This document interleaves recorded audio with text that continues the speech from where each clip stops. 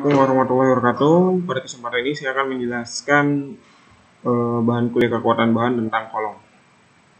Langsung saja, ini yang akan nanti kita bahas. Kolom adalah suatu batang struktur langsing yang dikenai oleh beban aksial tekan pada ujungnya. Kolom yang ideal memiliki sifat elastis, lurus, dan sempurna jika diberi pembebanan secara konsentris. Gitu. Dalam pemilihan elemen struktur dan mesin, beberapa hal yang paling perlu diperhatikan itu adalah kekuatan, kekakuan, dan kestabilan. Jadi kekuatan, kekakuan, dan kestabilan itu perlu diperhatikan dalam perancangan elemen struktur atau elemen mesin. Kemudian di sini ada jenis-jenis pembebanan kolom. Yang pertama ada yang namanya istilahnya beban kritis. Beban kritis itu adalah nilai dari gaya aksial yang cukup mempertahankan batang dalam keadaan konfigurasi ringan. Atau bisa dikatakan gaya terkecil yang memungkinkan terjadinya tekukan pada bahan itu. Gitu. Secara umum, beban kritis ke N yang membuat tekukan pada kolom persamaannya ini. Pn sama dengan N kuadrat Pi kuadrat E dikali I per L kuadrat. Gitu. I-nya momen area ya. Kemudian A-nya adalah luas. L-nya adalah panjang kolom, kemudian E-nya modulus elastisitas bahan yang digunakan untuk si kolomnya. Nah, N ini adalah berapa sih banyak tekukan yang terjadi. Itu kalau misalkan cuma satu, ya berarti Pi kuadrat E kali I per L kuadrat. Kalau 2 kan berarti N-nya 2 kuadrat 4, kalau 3 9, dan seterusnya. Seperti itu.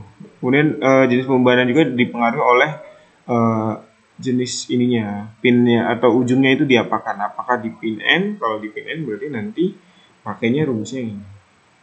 Atau pin N clamp berarti yang ini dipakai. Atau clamp N berarti rumusnya yang ini. Atau clamp N hanya salah satu ujungnya saja, berarti rumusnya yang ini. Dan jadi nanti penggunaan persamaannya sebenarnya mirip semua sih. Pi kuadrat E kali I kali L kuadrat, yang membedakan hanya konstantanya. Gitu. Ini tergantung dari nanti jenis itunya seperti apa, apakah di pin N apa di clamp N ada nilainya. Juga tergantung juga dari panjang efektif yang digunakan gitu. Misalnya ini yang contoh yang ini ya. Kalau misalnya panjang efektifnya sama dengan panjang kolom, ya berarti rumusnya ini. Kalau 2, kenapa dapat 4? Karena L-nya kan sama dengan 2L.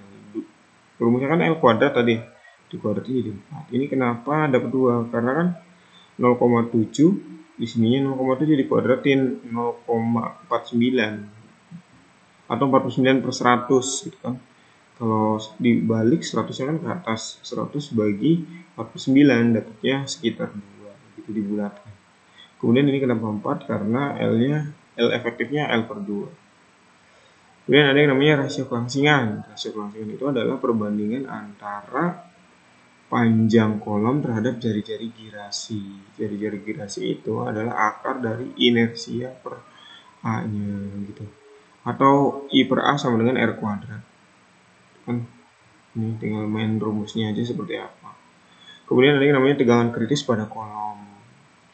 Ada beban kritis, ada tegangan kritis. Tegangan kritis adalah tegangan rata yang terhadap luas penampang dari kolom pada beban kritis. Beban kritis sepenuhnya tergantung pada perbandingan kerampingan kolom dan kekakuan dari si bahan.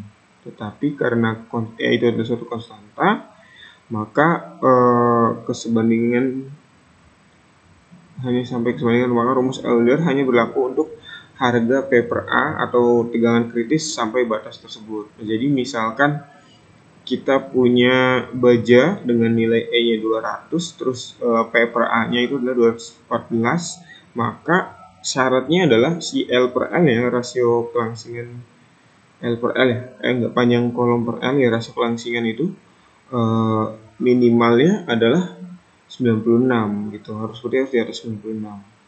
Ini adalah grafik hubungan antara rasio kelangsingan dengan beban kritis gitu. Contohnya, selanjutnya ada tegangan kerja izin pada kolom. Untuk kolom yang punya kelangsingan sedang, maka digunakan formula dengan membandingkan rasio kelangsingan dengan tegangan yang bekerja.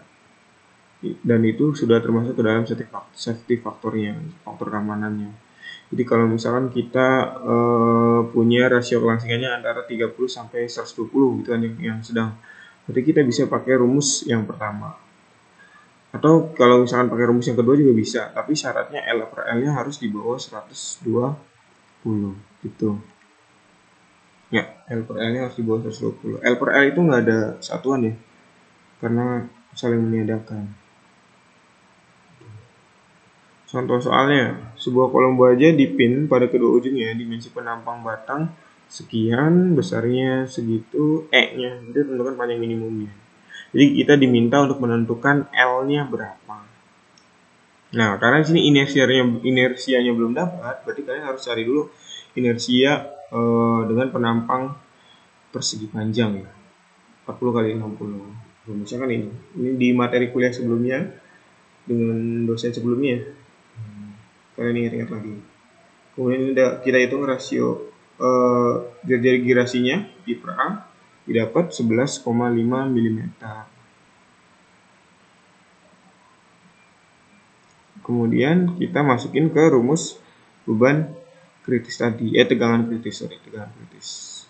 L per L ini didapat, dan ini hasil akhirnya adalah 1,065 meter ya.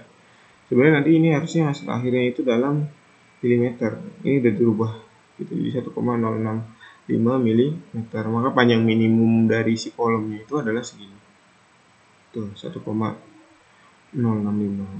Contoh yang kedua, tentukan tegangannya. Nah, ini ditanya adalah tegangannya. Kita cari inersianya dulu. Oh, ini sama ya. Dimensinya sama, inersinya dapat 2,67, kemudian cari tegangan kritis. Pi kuadrat EI per L. Nah, tadi kan ada rumusnya Pi kuadrat E per L per R. Nah, itu juga sama ya. Karena kan bisa kita rubah-rubah sih sebenarnya. Nah, ini beban kritis yang udah dapat, tinggal cari tegangan kritis. Tegangan kritis itu adalah beban kritis per luasnya. Gitu. Didapat 66 megapascal.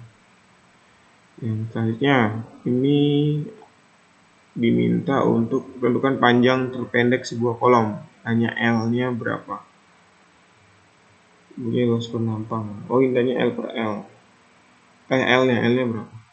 Jadi kita cari dulu rasio kelangsingannya.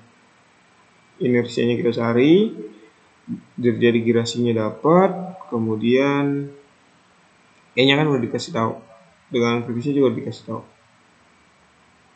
Dengan kritisnya udah dikasih tahu, tinggal dibalik aja rumusnya L per R kuadrat sama dengan 800 pi.